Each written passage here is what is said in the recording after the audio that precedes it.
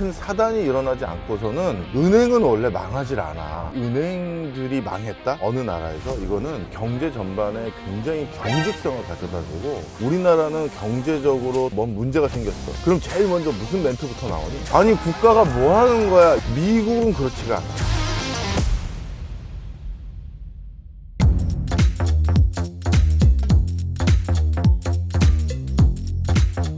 안녕하십니까. 아유, 안녕하세요. 굿모닝입니다. 아침에는 오지 말라 그랬지. 내가 얼굴 붓는다고. 내가 그래서 라디오 원래 하시는구나. 원래 요만한데 이렇게 자꾸 얼굴 부을 때만 찾아와서. 근데 사실 지금 좀 웃을 수 없는 일이 좀 발생했더라고요. 아니 그 실리콘밸리 은행? 미국의 은행 하나가 파산했다는 기사 났던데요? 아, 맞아.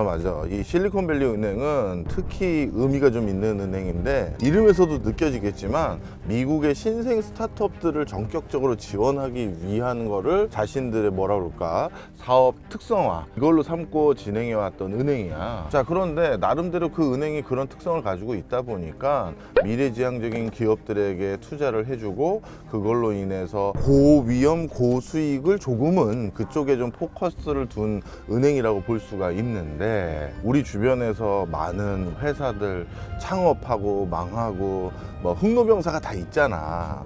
그런데 은행은 흑노병사가 있나? 근데 우리나라도 IMF 때만 은행들 망했잖아요. 그렇지. 그런 느낌 아니겠어요? 바로 그런 큰 사단이 일어나지 않고서는 은행은 원래 망하질 않아. 그래서 전 세계적으로 가장 업력이 오래된 회사들이 많은 곳 중에 하나가 은행이야.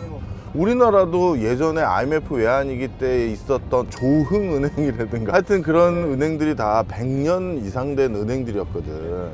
그 얘기 무슨 얘기냐면, 은행은 준 공공성이 있기 때문에 상당히 또 많은 사람들의 돈을 관장하기 때문에 쉽게 없어지게 놔둘 수가 없어. 자, 그런데 그 은행들이 망했다? 어느 나라에서? 이거는 경제 전반에 굉장히 경직성을 가져다 주고, 그럼 그 뒤에 일어나는 일들은 뻔해. 이 실리콘밸리 은행 말고 그런 류의 은행이 또 어디에도 있느냐? 보스턴 지역에도 있고 휴스턴 지역에도 있고 뉴욕 쪽에도 있어. 아, 이게 지역별로 있군요. 그럼 그러니까 각각의 이제 지금 내가 말했던 지역들이 미국을 대표하는 스타트업의 요람 같은 곳이거든. 근데 그런 곳에는 당연히 이런 스타트업들을 전담해서 지원하겠다라고 깃발 꽂고 은행업 하는 사람들이 있거든. 자, 그런데 그 중에서 적자 노릇을 하고 있는 곳이 실리콘밸리 뱅크였어. 그런데 그곳이 이렇게 돈을 못 내주겠다 하고 파산을 해버리니 그 다음에 어떤 일이 일어난다? 유사한 은행들이 자금 경색을 당하게 돼. 일단 첫 번째, 돈을 인출해 가겠다고 이제 찾아오는 사람들 늘어나겠지? 그럼 본인들이 돈을 융통할 수 있는 펀딩 자체가 줄어들고, 너나 나 같은 사람들이 우리가 기업은행에다 예금 통장 개설하잖아. 그러면 그걸 모아가지고 이 신생 스타트업들한테 돈 빌려준 다음에 이자 받아서 우리 이자 주는 게 일반적이잖아. 그러니까 그런 은행을 주 거래 은행으로 삼고 있었던 많은 사람들이 이제 저 돈 찾아갈래요 하고 돈을 인출해 간다는 거지. 그런 걸 뱅크런이라 그러지 않아요? 맞습니다. 그 다음에 두 번째는, 은행들도 누군가에게 돈을 빌려줄 때 본인들도 돈을 빌려. 그런 걸 은행채라고 불러. 은행이 채권을 발행해서 채권을 발행한 걸 바탕으로 누군가에게 이자 드릴 테니 돈 좀 빌려주세요 해서 돈을 빌린 다음에 다시 또 돈을 빌려주는 거거든. 그런데 지금 이 마당에서 은행에 돈을 빌려줄 사람이 있겠어? 아, 쉽지 않겠네요. 없는 거지. 네.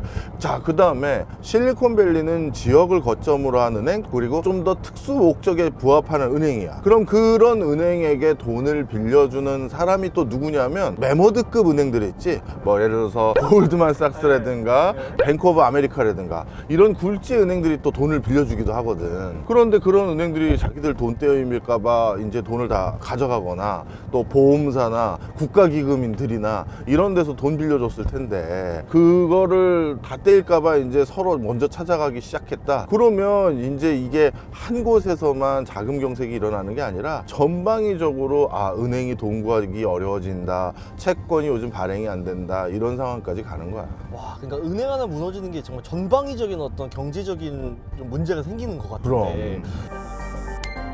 국민연금이 이 은행에 지분 주식이 있다고 받거든요. 음. 이러면 이제 완전 그 휴지 조각 때문에 지금 우리 연금 지금 큰일 난 거 아닙니까? 원래는 휴지가 될 가능성이 있지. 투자의 원래 모든 책임은 개인이긴 하거든. 그러면 국민연금도 우리나라 국가가 오판한 거 아니야.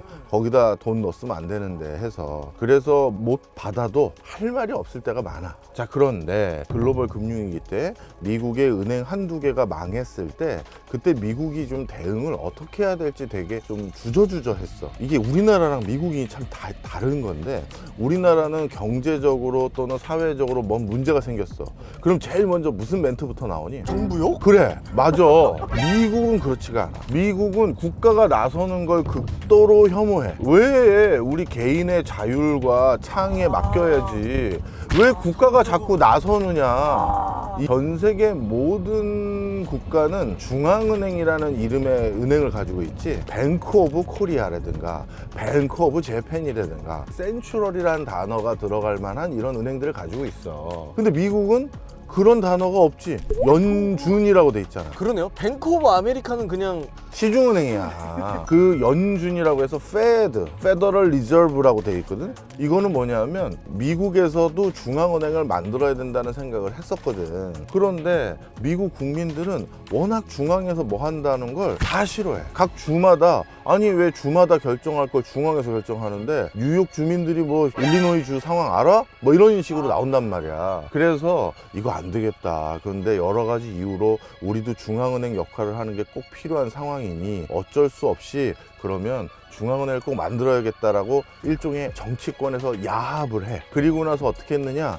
그 중앙은행을 만들기 위해서 법안을 올려가지고 통과시킨 날짜가 12월 23일이야. 그때 12월 23일이면 무슨 시즌이야? 크리스마스요. 그렇지. 연말 연초 크리스마스 시즌에 전 국민들이 다 다른데 정신 팔렸을 때 날치기 한 거야. 그래서 일부러 이름 자체도 우리는 센츄럴이 절대 아니고요. 연방에서 문제가 생기면 뭔가 대응하기 위해서 리저브 하기 위해서 만든 곳입니다. 그거를 이름도 그렇게 정했는데 그것도 문제 삼을 것 같으니까 법안 통과를 12월 23일 날 했다고. 속된 말로 좀 쫄아서 그냥 쫀 거야. 만약에 진짜 통상적인 절차 거치고 통상적인 이름 거치고 했다가는 미국에서 절대 중앙은행 그 당시 안 생겼을걸. 이게 1900년대 초반인데 미국이 독립한 지가 언젠데 1900년대 초반까지 중앙은행이 없었다고. 자, 그만큼 미국인들은 정부에서 나서는 걸 되게 싫어해. 그 특히 국가가 위기 상황이라 하더라도 정부가 나서는 걸 싫어해. 내가 그 코로나 기간 동안 뉴욕 출장을 갔다 왔어요. 근데 내가 그때도 잊혀지지가 않는 게 가게마다 마스크 규정이 달라. 밥 먹으러 갈 때 뭐 6인이든 10인이든 대가도 가서 마스크 없이 와서 먹고 가세요. 우리 가게는 내 땅인 거야. 내 거고. 그러니까 여기에서의 통치 룰은 내가 정하는 거지. 그래서 그런 데가 있고 반대로 철저히 마스크 없으면 노마스크 뭐 출입 금지다 이렇게 써 있고. 그렇지. 자, 그래서 그만큼 자율과 창의를 중요시하는 나라다 보니 글로벌 금융위기 때도 미국 정부가 주저했어. 그러다가 글로벌 금융위기 때 어떤 일이 터진 줄 알아? 놀라지 마. 미국 은행이 몇 개가 망했을 것 같아. 네가 생각하는 최고의 숫자를 불러봐. 아 그래도 은행이 최대. 망하기는 쉽지 않다고 아까 말씀을 하셨으니 그러면은 한 30개 정도 한번 가봅니다. 만 개가 넘어. 잠깐만, 일단 은행이 10,000개가 넘게 있어요. 미국은 우리랑 달라. 지역마다 아주 조그만 은행들이 많아. 여기 지금 어디냐? 신촌 지나가고 있구나. 신촌은행 이런 게 있고 동네 그 은행 하나에 있는 거야. 카운티 주민들이 다 그 은행만 쓰는데 그 은행은 다른 데는 지점이 없어. 그런 은행들이 되게 많아. 그런 서로 다른 은행들이 10,000개 이상 많이 있어. 우리로 따지면 뭐 저축은행이라고 생각하면 되겠네.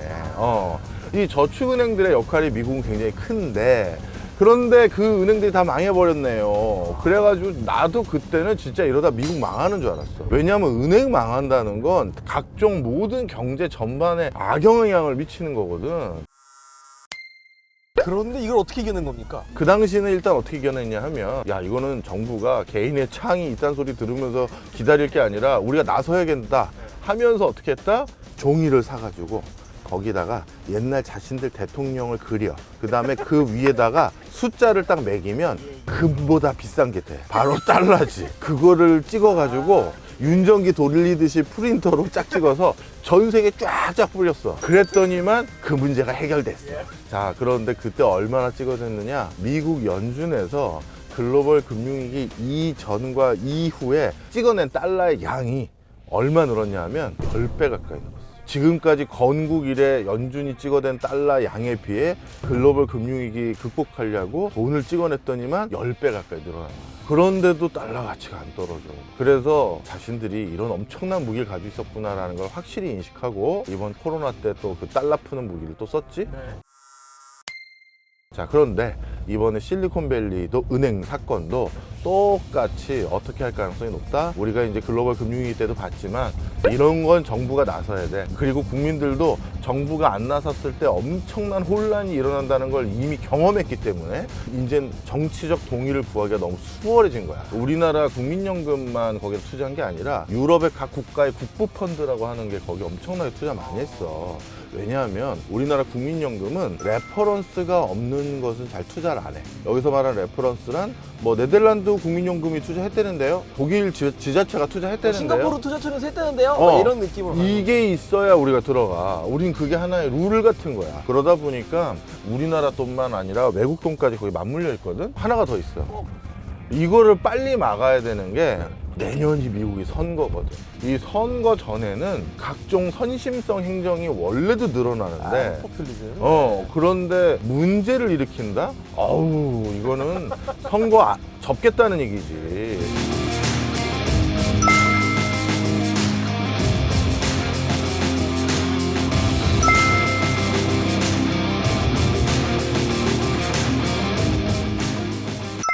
미국 실리콘밸리 은행이 순식간에 파산하면서 금융시장의 불안감이 커졌죠. 일단 미국 정부가 나섰습니다. 은행은 망했지만 예금은 모두 찾을 수 있게 했습니다.